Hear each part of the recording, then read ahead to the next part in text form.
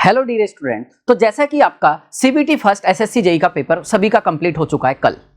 तो अब इस सिचुएशन में क्या होता है कि आप लोगों के दिमाग में कुछ अननेसेसरी डाउट्स आने शुरू हो जाते हैं और खुद को आप परेशान करना शुरू कर देते हो, या कुछ स्टूडेंट क्या करते हैं ऐसी सिचुएशन एकदम रिलैक्स हो जाते हैं कि अब तो एग्जाम हमारा हो चुका है, अब सेकंड पेपर के बारे में कुछ दिन के बाद सोचेंगे। जब उनको पता चलता है कि सेकंड पेपर की डेट आ गई है तो थोड़ा लेट हो जाता है। कई बार ऐसी सिचुएशन देखने को मिलती है। पिछले लास्ट टाइम पर कुछ स्टूडेंट ऐसे भी मिले कि सर मुझको नहीं लग रहा था कि मेरा सीबीटी फर्स्ट क्लियर होगा, इसलिए मैंने सेकंड की तैयारी करना शुरू नहीं की थी, लेकिन अब सर बहुत कम टाइम बचा है, अब मैं लास्ट टाइम पर क्या कर सकता हूं।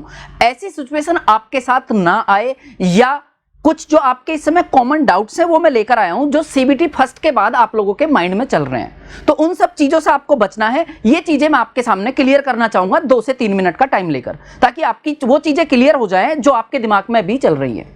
ओके, तो जिसमें सबसे पहली चीज तो जो स्टूडेंट के दिमाग में इस समय चल रहा है, सबसे पहला क्वेश्चन जो मैक्सिमम स्टूडेंट ने पूछा है कि सर जो 4 शिफ्ट में सिविल का पेपर हुआ है, फर्स्ट का जो फर्स्ट शिफ्ट का पेपर हुआ है 4, मतलब जो सिविल का फर्स्ट पेपर हुआ है 4 शिफ्ट में, इसमें कौन सा पेपर, कौन सी शिफ्ट का पेपर इजी था, कौन सी शिफ्ट का पेपर टफ था। ये कंपैरिजन को लेकर स्टूडेंट इस समय बहुत ज्यादा कंपैरिजन करना चाह रहे हैं, मतलब सभी पेपर का। एक चीज मैं आपको क्लियर कर दूं, इस बार पेपर के लेवल में बहुत ज्यादा डिफरेंस तो देखने को नहीं मिला है, क्योंकि ऐसा लग रहा है इस बार जो फर्स्ट पेपर है ना वो प्रॉपर टाइम देकर बनाया गया है। मतलब अननेसेसरी जो कहीं से भी क्वेश्चन आ जाते थे ना, इस बार वो बहुत कम ना के बराबर देखने को मिले हैं। मतलब ऐसा कह सकते हैं कि प्रॉपर टाइम देकर पेपर बनाया गया है और उसी तरीके के क्वेश्चन पूछे गए हैं जो आपको पढ़ाया जाता है, उसी तरीके की सारी चीजें रही हैं। जैसा कि मैंने फर्स्ट शिफ्ट के बाद आप लोगों को बोला भी था कि जो जिस तरीके का पेपर आ रहा है आप रिलैक्स होकर पेपर अटेम्प्ट करो, आपको बहुत ज्यादा इधर उधर की चीजें पढ़ने की जरूरत नहीं है। तो बात अगर कंपैरिजन की आई जाती है तो बाकी पैनल के साथ भी जो डिस्कशन हुआ है, बाकी जो अपने अपने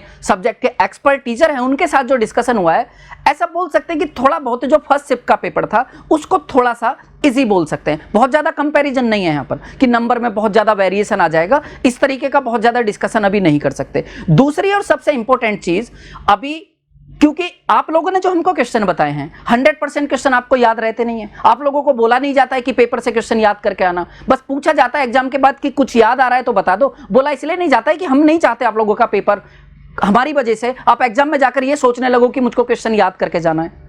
तो आप रिलैक्स होकर पेपर देने जाते हो, उसके बाद आप कौन से क्वेश्चन हमको बताते हो आकर जो आपको याद रह जाते हैं, उन्हीं क्वेश्चन को बताते हो 50 to 60% जिनका हम सॉल्यूशन कराते हैं। यह सभी टीचर जिनका सॉल्यूशन कराते हैं वो 100% क्वेश्चन तो अभी किसी के पास नहीं है। 60 to 70% क्वेश्चन है, वो आसान 60 to 70% क्वेश्चन अभी एग्जाम से बाहर आ पाए हैं। बाकी मेन क्वेश्चन जो रहते हैं 30 to 40% वो तो रिस्पॉन्स की आने के बाद पता चलता है। तो अभी कंपैरिजन को लेकर आप बहुत ज्यादा मत सोचो। आपका टारगेट अभी ये नहीं है कि कौन सा पेपर इजी है कौन सा टफ है, और अगर थोड़ा बहुत डिफरेंस होगा भी तो उससे 2-3 नंबर का फर्क पड़ सकता है।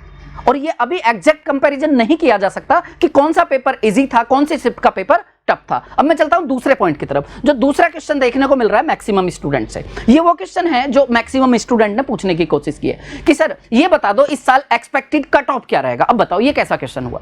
आप पेपर देने गए हो, आपने 40, 50, 60% क्वेश्चन हमको आकर बताए हैं। कौन से क्वेश्चन बताए हैं जो सबको याद रह गए हैं, जो इजी क्वेश्चन है। भाई वही बात है ना कि मेन जो 30 to 40% क्वेश्चन है वो अभी पता कहां चले सबको, वो तो रिस्पॉन्स की आने के बाद पता चलेगा। अभी तो आपको कट ऑफ बताने का मतलब है कि उसका कोई सेंस नहीं है, प्रॉपर एक आइडिया है, उस आइडिया के बेसिस पर आप नहीं चल सकते। जब रिस्पॉन्स की आएगी उसके बाद प्रॉपर कट ऑफ का आइडिया लगेगा। अभी कट ऑफ जानने के लिए इतने एक्साइटमेंट की जरूरत नहीं है, क्योंकि 30 to 40% वो क्वेश्चन जो लेवल डिसाइड करते हैं वो आपको याद कहां रहते हैं एग्जाम के बाहर आकर, वो हमको पता कहां चले हैं। अभी रिस्पॉन्स की आने के बाद एक प्रॉपर कट ऑफ आपको बता दी जाएगी। अभी कट ऑफ से रिलेटेड अगर कोई आपको कुछ प्रॉमिस कर रहा है तो उसको बहुत ज्यादा सीरियस लेने की जरूरत नहीं है। ओके, अभी सिर्फ रुझान आए हैं, रिजल्ट आना बाकी है, और आपको पता है रुझान और रिजल्ट में कितना डिफरेंस देखने को मिलता है कई बार। तो अभी कट ऑफ को लेकर आपके दिमाग में नहीं चलना चाहिए, इस चीज को सोचकर टाइम वेस्ट करने का ये टाइम नहीं है। तीसरे क्वेश्चन की तरफ मैं चलता हूं जो स्टूडेंट ने पूछा है कि सर कि मेंस की सीबीटी 2 की प्रिपरेशन कौन स्टार्ट कर सकता है, कि सर कौन कौन सीबीटी 2 की प्रिपरेशन स्टार्ट कर सकते हैं। पहली चीज, अगर आपको 2% भी ऐसा लग रहा है ना कि आपका उस लेवल का पेपर हुआ है कि आप फर्स्ट पेपर को क्लियर कर ले जाओगे। तो उस 2% उम्मीद के साथ आप मान लो कि आप 100% फर्स्ट पेपर को क्लियर कर सकते हो। ये मानकर सीबीटी 2 की तैयारी करना शुरू कर दो। ये गलती से भी मत सोचना कि पेपर इजी है, पेपर इजी है। ये बात आपको पता चलने लगी शुरू हो जाती है फर्स्ट डे से। मैंने भी खुद बोला होगा फर्स्ट डे से कि पेपर इजी है, ताकि अगली आने वाली शिफ्ट में जिनका भी पेपर है उनको ज्यादा टफ ना लगे, आप एग्जाम टाइम में नर्वस ना हो जाओ। पेपर इजी इसलिए हमको लगता है क्योंकि हमको इजी क्वेश्चन ही तो बताए हैं आप लोगों ने, टफ क्वेश्चन तो आप लोग बता ही नहीं पा रहे हो ना हमको। तो अभी तो इजी इजी सब कुछ बता दिया जा रहा है, वही मेन जो क्वेश्चन रहते हैं वो हमको पता कहां चले हैं अभी तक। तो कौन स्टार्ट कर सकता है सेकंड पेपर की तैयारी? अगर आपको 2% भी चांस लगता है कि आपका फर्स्ट पेपर क्लियर हो जाएगा, तो आप ये मान लो कि 100% आपका फर्स्ट पेपर क्लियर हो जाएगा, और ये मानकर आप सेकंड पेपर की तैयारी करना शुरू कर दो, क्योंकि सेकंड पेपर वैसे भी ऑब्जेक्टिव है।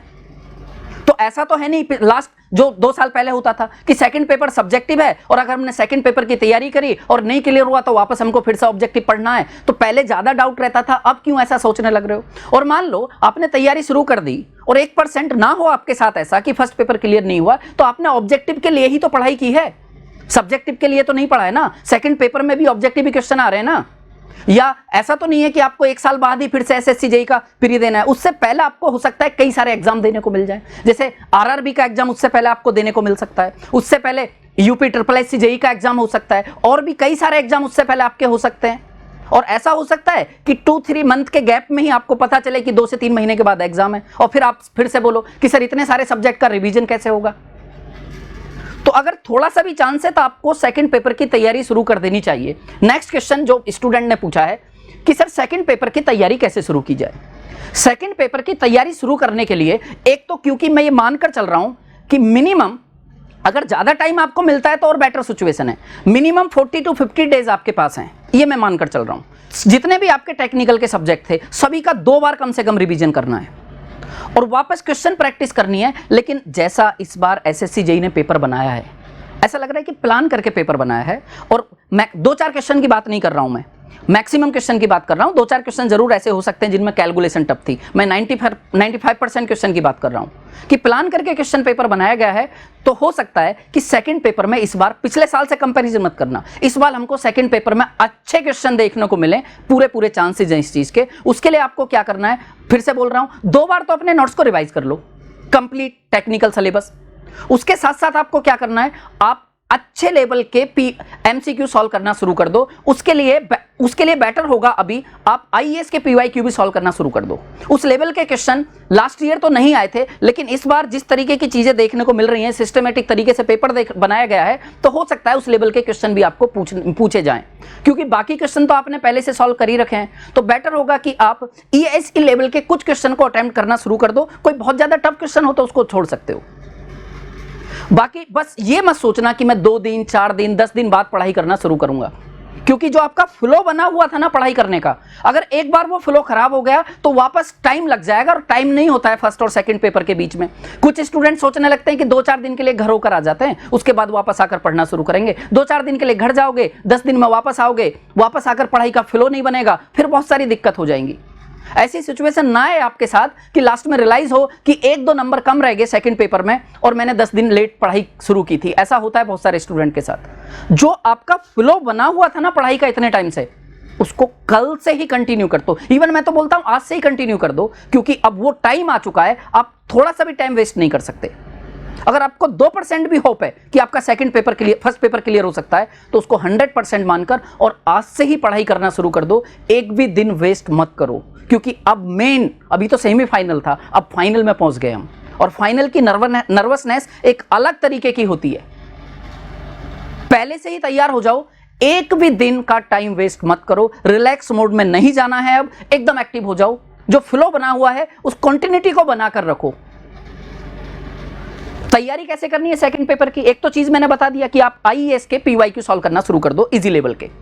दूसरा, आज और कल में अनाउंस होने जा रहा है आपके लिए कुछ स्पेशल, इंजीनियर्स एकेडमी और निम्बस लर्निंग की तरफ से सेकंड पेपर के लिए कुछ स्पेशल प्लानिंग चल रही है, जो कि कल तक आपको 100% बता दिया जाएगा कि किस तरीके से हमको कहां पर हम आपको तैयारी कराएंगे सेकंड पेपर के लिए, कहां से हम आपको प्रैक्टिस कराएंगे। तो आप बिल्कुल रिलैक्स रहो, बस आप अपना फ्लो खराब मत होने दो जिस फ्लो में आपकी पढ़ाई चल रही है। Okay, all the best everyone.